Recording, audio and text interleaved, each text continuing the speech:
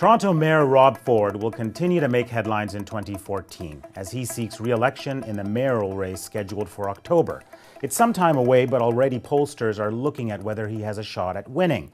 Daryl Bricker is CEO of Ipsos Reid, a research and polling firm, and he's taken a pretty comprehensive look at a number of scenarios. So what does your research say about his chances of winning?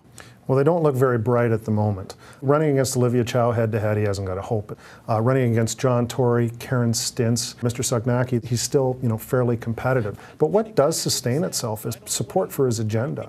So when you ask people about whether or not he's doing a good job at City Hall, about 40% of the population, which, under ordinary circumstances would be enough to win, saying he's doing a good job. So this is a snapshot of where things stand right now. It's not necessarily a predictor of what's going to happen 10 months from now. I mean, do you have a feeling that there might be a wild card scenario that you haven't considered? Well, beyond, mole men invading or, an asteroid hitting or whatever, these are probably the scenarios that'll go forward. And campaigns do matter. I mean, we shouldn't trivialize this. I mean, campaigns do matter. So over the course of the next 10 months, you're probably going to see people go up and down.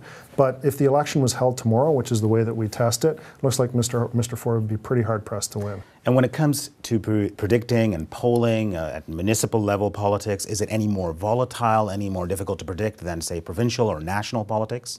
Well, it can be a little bit more difficult because turnout in municipal elections tends to be lower than either provincial elections or federal elections. And when you're dealing with the whole population, which is who we poll when we do these types of polls, we know that it's only a subset that's actually going to be voting.